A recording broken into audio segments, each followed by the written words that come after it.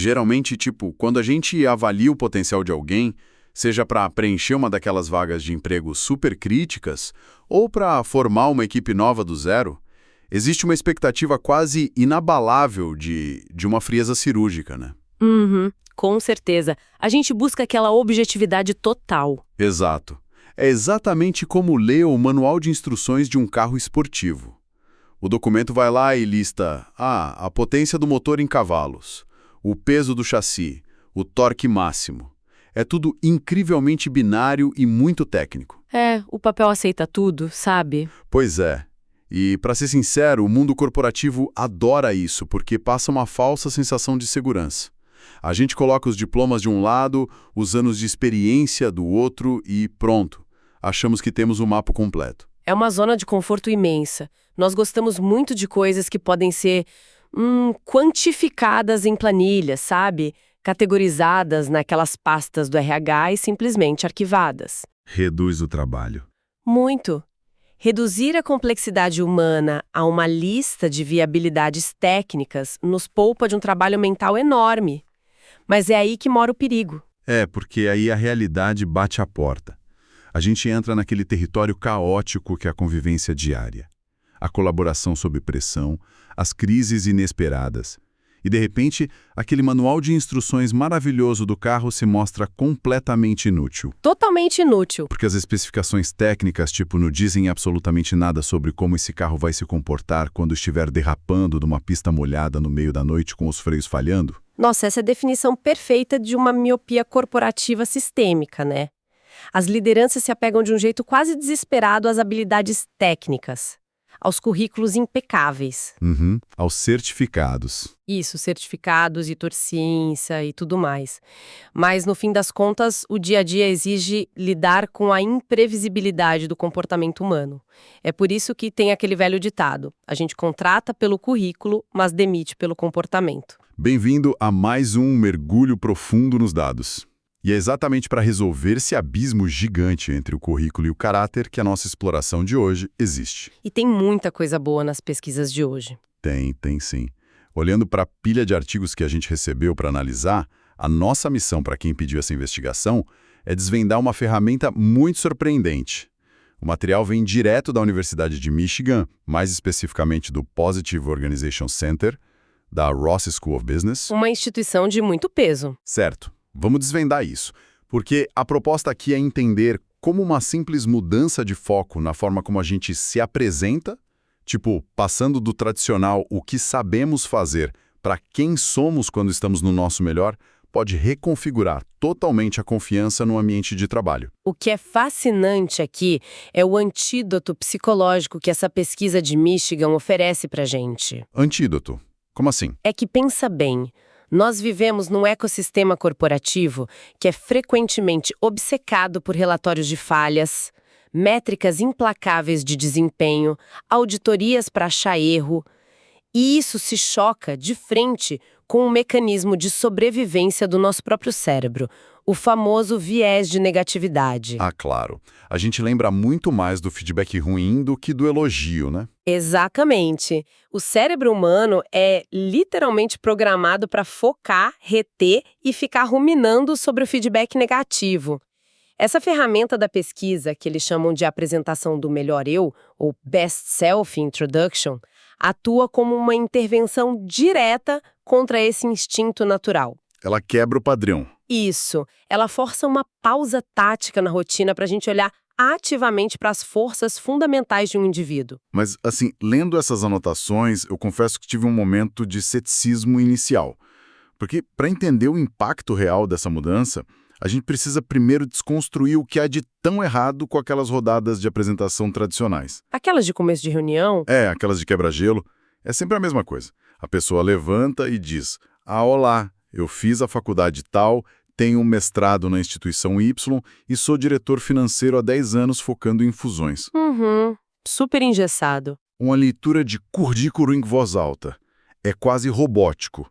E, sinceramente, em 5 minutos, ninguém na sala lembra de mais nada. E é totalmente esquecível porque a mente humana não evoluiu para reter listas de dados isolados, sabe? Nós não fomos programados para lembrar de planilhas verbais. Ao longo de milênios, nosso cérebro foi treinado para reter narrativas, histórias. Faz todo o sentido. A gente sentava em volta da fogueira para contar história, não para ler estatística. Exato.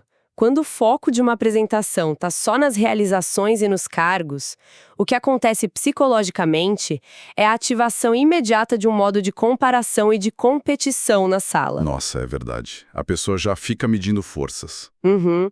Quem tá ouvindo começa a pensar tipo, o mestrado dele é melhor que o meu. Ou, ela chegou à diretoria mais rápido do que eu. Isso cria muros invisíveis instantaneamente. É uma defesa automática, né? E é aí que a genialidade da Best Self-Introduction entra em cena no material. Porque a premissa não é recitar metas de vendas que você bateu.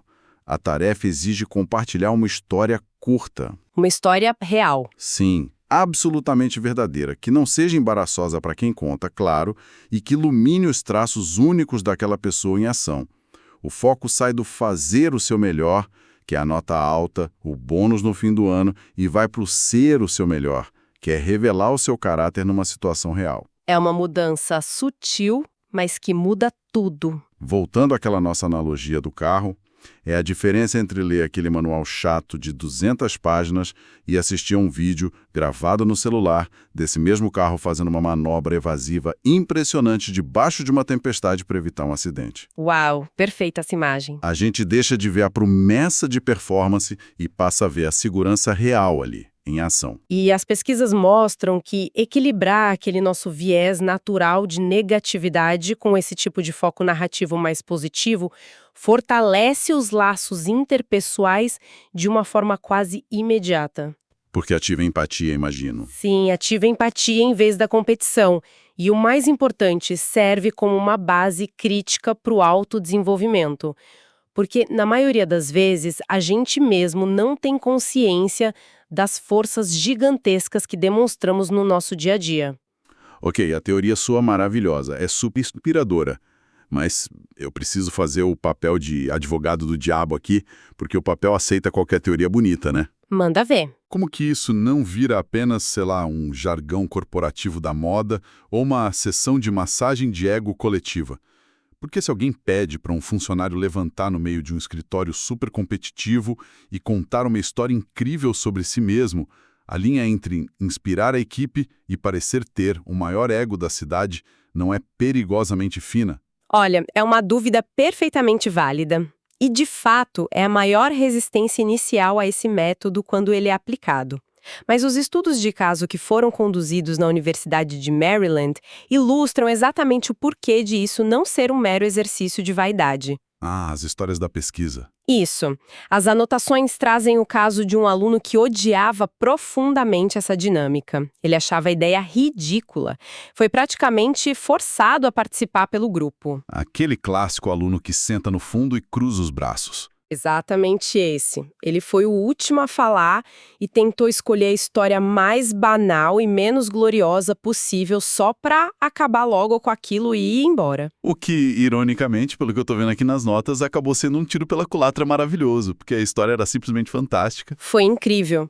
Ele contou que, para pagar a faculdade, trabalhava como garçom e, numa noite de inverno, o restaurante estava super vazio e o gerente decidiu fechar as portas bem mais cedo. Liberou a galera, né? Liberou todo mundo. O gerente mandou todo o salão para casa. Recepcionistas, barman, garçons, todo mundo bateu ponto e foi embora aproveitar aquela folga inesperada. Menos uma pessoa. O lavador de pratos. Putz. Pois é, a cozinha ainda estava uma bagunça completa e o lavador de pratos ia ter que ficar horas ali, sozinho, limpando tudo para o dia seguinte. E aí vem o momento de decisão que define o caráter, né? O que esse aluno fez. Ele bateu o ponto, fingiu que ia embora pela porta da frente com o resto do pessoal, deu a volta pelo beco escuro lá fora entrou pela porta dos fundos do restaurante e foi direto para a cozinha. E não contou pra ninguém. Não contou. Ele ficou lá, esfregando panelas e limpando o chão com um colega, sem receber um centavo a mais por essas horas extras. Fez isso apenas para o lavador de pratos não ficar lá sozinho a noite toda e para que todo mundo pudesse abrir o restaurante pontualmente na manhã seguinte. Se conectarmos isso ao cenário maior que você questionou agora há pouco, sobre a questão do ego, a resposta fica muito evidente. A diferença fundamental entre se gabar e fazer uma best self-introduction é a vulnerabilidade. Vulnerabilidade. Como assim na prática? É que se gabar é um ato de exclusão, sabe? É dizer, tipo, eu sou o melhor vendedor daqui, vocês estão abaixo de mim. Já revelar o melhor de si, como nessa história do garçom, não exige arrogância. Exige admitir humanidade, exige revelar que ele se importou com a pessoa que era mais invisível da hierarquia daquele restaurante. Não tem glamour nenhum em esfregar panela de graça. Nenhum. É uma história de 3 minutos, mas a densidade de informação sobre a ética de trabalho indestrutível desse indivíduo é assustadora. Faz todo sentido. Não é sobre exibir um troféu brilhante, é sobre mostrar o suor e a lama dos bastidores. Ele mostrou uma capacidade genuína de jogar em equipe quando absolutamente ninguém estava olhando para ele. Nem um chefe, nem cliente. Exato. É o caráter puro dele ali. Mas, vamos elevar um pouco a pressão aqui. Porque um restaurante fechado é um ambiente controlado, né? O que acontece quando a gente leva esse conceito para ambientes genuinamente hostis? Ou, sei lá, de altíssima tensão geopolítica? Será que o método ainda funciona? As notas trazem uma segunda história que responde a isso perfeitamente e com um nível de tensão que era estratosférico. Estávamos bem no auge da Guerra do Golfo. A sala de aula lá em Maryland tinha vários oficiais militares americanos fardados. O clima devia estar ótimo. Imagina! E no meio deles tinha um estudante internacional que era originário justamente do Oriente Médio. O clima na sala era de uma hostilidade velada, muito palpável. Era um barril de pólvora cultural prestes a explodir. Nossa. E aí, quando chegou a vez desse estudante falar, ele levantou e usou um humor incrivelmente afiado para quebrar o gelo de forma instantânea. Ele olhou bem para os militares e disse algo tipo: "Olá, eu sou do Império do Mal." Caramba, uma quebra de expectativa brutal. Ele nomeou o elefante na sala e desarmou todo mundo na mesma hora com uma frase. Sim, e então ele contou a história dele, a história do melhor eu. O pai dele, que já era idoso, nunca tinha saído do país natal lá no Oriente Médio e não falava uma única palavra de inglês. Mas esse pai precisava atravessar o mundo para chegar aos Estados Unidos para o casamento do filho. A logística disso, naquela época, devia ser um pesadelo. Sem smartphones, sem aplicativos de tradução. O estudante relatou como ele assumiu o controle de toda essa logística. Ele articulou conversas super complexas com equipes de várias companhias aéreas e, o que é mais impressionante, ele conseguiu negociar com a equipe de segurança máxima do aeroporto de Heathrow, em Londres. Que é um dos mais rígidos do mundo. Sim. E ele convenceu eles a garantirem que houvesse pessoas cuidando da transferência de portão do pai dele. Ele orquestrou uma rede inteira de estranhos para garantir que o pai chegasse a tempo e em segurança para o casamento. Olha, lendo as entrelinhas dessa história, a gente percebe rapidinho que o valor corporativo ou acadêmico disso é ouro puro. Não se trata apenas de, o cara tem boas habilidades de planejamento de viagens. Não, de jeito nenhum. É muito mais profundo. A narrativa escancara uma inteligência emocional absurda. Pensa bem, esse estudante precisou convencer pessoas de culturas totalmente diferentes, operando sob protocolos de segurança rígidos e paranoicos, a se importarem com o idoso estrangeiro que era invisível para o sistema. E ele provou ali, diante daqueles militares fardados, que ele é plenamente capaz de desarmar preconceitos pesados e construir alianças estratégicas super rápidas, operando sob uma pressão extrema. Ele neutralizou qualquer viés que a sala pudesse ter contra ele em 3 minutos. Exatamente. Mas tem ainda um terceiro aspecto vital que essas narrativas revelam. que é a capacidade de traduzir um trauma ou um evento de vulnerabilidade em pura competência profissional. Ah, a história da picada de abelha. Esse caso que está documentado na pesquisa me deixou de queixo caído. É muito forte. Para quem está nos acompanhando, é sobre um estudante que estava curtindo um piquenique super normal num lago. Aí, de repente, num grupo vizinho, um homem sofre uma picada de abelha e entra em choque anafilático severo. A garganta do cara fecha, ele não consegue respirar e o pânico generalizado se instala na beira do lago. E sem nenhum equipamento médico por perto, né? Nada. Mas esse estudante e um amigo dele não pensaram duas vezes. Eles correram até o homem e começaram a fazer RCP, aquela reanimação cardiopulmonar de forma contínua. Eles mantiveram o homem respirando e vivo até a ambulância finalmente chegar. É um relato de heroísmo inegável. Mas o que é fascinante aqui, e o que realmente constrói o perfil profissional nas nossas anotações, não é apenas a ação no momento do caos. É o que veio depois. Exato, é a reflexão subsequente. O estudante revelou que, apesar de ter ajudado a salvar uma vida ali na hora, ele se sentiu aterrorizado com a própria limitação técnica e a vulnerabilidade dele naquela praia.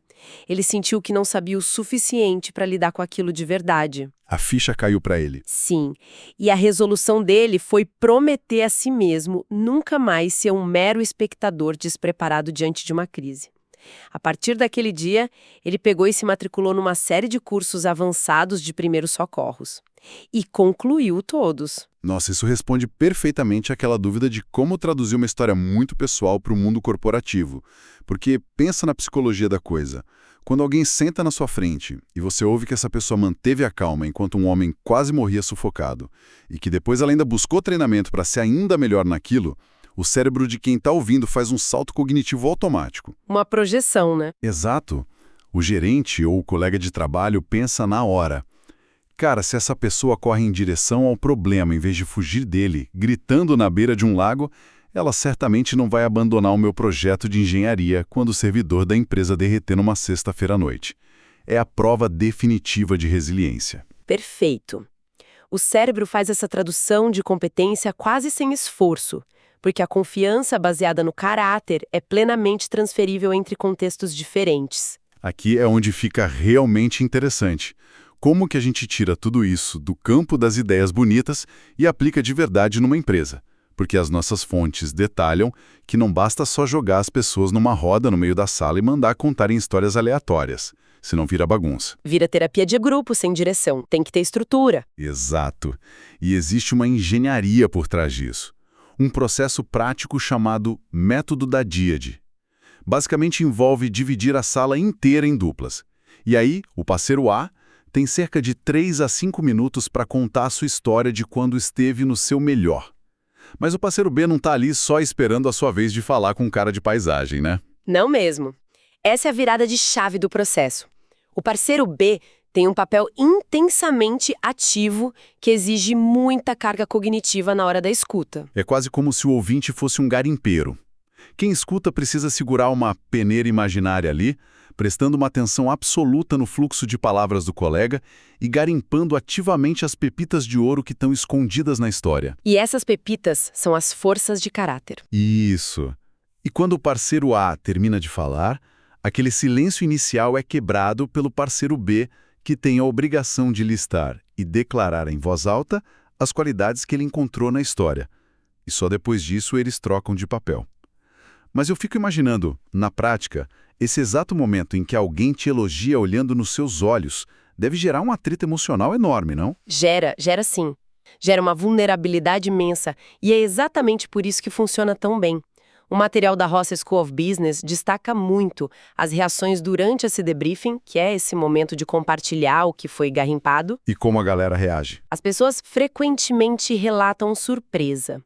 Há um nervosismo palpável na sala inteira, muitas vezes é acompanhado de bochechas vermelhas, risinhos nervosos, olhares desviados para o chão, porque ninguém, absolutamente ninguém, está acostumado a ser reconhecido pelo seu caráter essencial no ambiente de trabalho.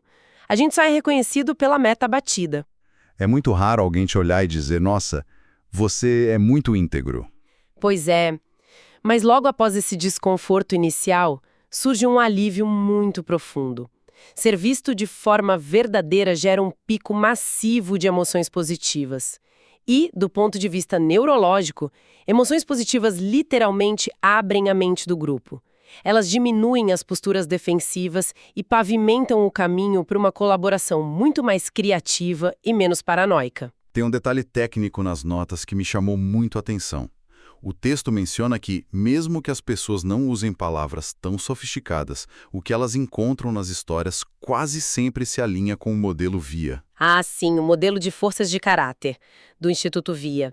É um modelo psicológico bastante respeitado no meio acadêmico que mapeia 24 virtudes humanas universais. Coisas como coragem, humanidade, justiça, temperança. Mas eles não ensinam isso para as duplas antes, né? Esse é o ponto incrível. O que os pesquisadores notaram é que não é preciso ensinar esse jargão acadêmico para o grupo antes da dinâmica. Quando um garimpeiro escuta a história lá do garçom, ele naturalmente identifica lealdade ou integridade. Isso prova que essas forças ressoam universalmente com a gente, não importa a barreira cultural ou idioma. A gente reconhece o bom caráter quando vê um. Então, o que tudo isso significa no fim do dia? A mecânica de garimpar é fantástica. A validação psicológica faz total sentido para construir os laços na equipe. Mas qual é o retorno sobre investimento? Qual é o ROI absoluto para a pessoa que encomendou essa nossa exploração profunda de hoje? Vale a pena parar uma equipe inteira por 1 hora para fazer isso? O retorno imediato é a destruição de barreiras invisíveis. Em grupos recém-formados ou naqueles times que são altamente diversos, a tendência humana padrão é o isolamento por afinidade superficial. Panelinhas, né? Exato. O texto aponta isso claramente. Num auditório, os oficiais da Marinha vão entrar e sentar juntos. Os estudantes internacionais de um mesmo país vão se juntar nos cantos. A similaridade demográfica, visual, dita a geografia da sala. E como esse método muda isso? Quando o método da DIAD é aplicado, essa divisão simplesmente desmorona.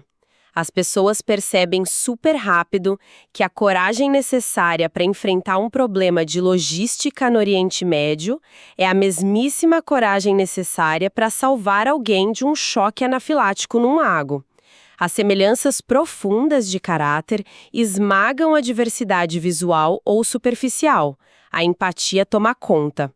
Tem um cenário nas nossas notas que traduz esse valor prático de forma brutalmente clara, especialmente para quem trabalha com recrutamento, com RH. Imagine o seguinte, você tem 2 pessoas se candidatando para a mesma vaga sênior de engenharia de software na sua empresa. Um cargo de peso. Sim. E os currículos são tipo uma cópia carbono um do outro. Eles têm as mesmas certificações técnicas, as mesmas notas perfeitas na faculdade, o mesmo tempo de mercado. Eles são clones no papel. Mas de um deles, você conhece a história do garçom. Você sabe não porque ele te prometeu na entrevista, mas por causa de um comportamento passado documentado, que essa pessoa é leal a ponto de entrar pela porta dos fundos, no frio, para limpar o chão por um colega quando absolutamente ninguém está vigiando. Para quem vai a oferta de emprego? Isso levanta uma questão importante e, na verdade, responde à sua própria pergunta de antes. A escolha se torna ridiculamente óbvia. A ferramenta muda para sempre o paradigma de como nós escutamos e contratamos as pessoas. Tradicionalmente, quando a gente avalia um candidato ou quando um membro novo cai de paraquedas numa equipe que já está operando sob pressão, a nossa mentalidade defensiva nos domina. A gente sempre procura o erro. Nós olhamos para a pessoa nova e pensamos, quais são as falhas ocultas desse sujeito? Onde que ele vai errar e me dar dor de cabeça no mês que vem? É uma caça às bruxas preventiva. Exato. Mas a apresentação do Melhor Eu inverte essa lente de uma forma muito drástica. A pergunta interna do líder ou do RH passa a ser: qual é a contribuição de valor única que esse indivíduo traz para a mesa? Pode ser aquele senso de humor do estudante internacional que vai evitar que a equipe entre em colapso nervoso no meio de uma reunião tensa com investidores. Ou a prontidão implacável do estudante do piquenique, que vai organizar o caos quando o sistema sair do ar. É uma mudança de paradigma gigantesca. Nós paramos de tratar as famosas soft skills, sabe? Liderança, empatia, proatividade, como se fossem apenas palavrinhas de efeito jogadas lá no finalzinho do perfil do LinkedIn. E passamos a enxergar essas qualidades como traços de caráter provados em combate. Provados na prática. Para resumir o nosso dossiê de hoje, a apresentação do Melhor Eu provou ser imensamente mais poderosa do que uma simples dinâmica tapa-buraco para preencher os primeiros 15 minutos de um seminário da empresa. É uma intervenção estrutural fortíssima, toda baseada na psicologia positiva. E ela cumpre aquele papel essencial de nos lembrar de uma verdade meio inconveniente para os obcecados por currículos e planilhas, sabe? A de que por trás das nossas origens e das nossas aparências, nós somos muito mais parecidos nas nossas virtudes fundamentais do que as ferramentas corporativas conseguem medir. Com certeza. Humanizar as relações de trabalho através desse garimpo de forças não é um abraço coletivo ingênuo, não é ficar cantando em roda. É, na verdade, uma vantagem competitiva incalculável para qualquer grupo que precise resolver problemas muito complexos sem se destruir emocionalmente no processo. Nossa, muito bem colocado. Nós começamos a nossa investigação de hoje falando sobre aquela ilusão de segurança que é ler um manual de especificações de um carro esportivo, em vez de ver o motorista e a máquina lidando de verdade com asfalto molhado. E, lendo todo esse material fascinante, fica inegável que as nossas histórias de superação, de lealdade e de empatia sob pressão são a verdadeira performance na pista da vida. A pista onde as coisas realmente acontecem. Exato. Mas antes da gente fechar essa análise, há um pensamento provocativo que se forma inevitavelmente a partir desses dados todos. Nós passamos todo esse tempo aqui focados no ecossistema corporativo, né? Em escritórios, contratos, equipes e líderes. Mas o que aconteceria se nós decidíssemos não deixar essa ferramenta trancada na gaveta do escritório no fim do expediente? Olha, é uma extensão conceitual que tem um potencial de impacto massivo fora dos muros das empresas. Imagina o impacto sísmico se a gente levasse essa mentalidade de garimpeiro para dentro de casa, nas nossas relações familiares mais íntimas ou naquelas amizades de décadas. Nós muitas vezes ficamos cegos para o valor do outro, né? A intimidade às vezes gera essa cegueira. Nós caímos na armadilha de focar nas falhas corriqueiras. Ficamos esperando o próximo esquecimento, reclamando daquele defeito irritante de sempre.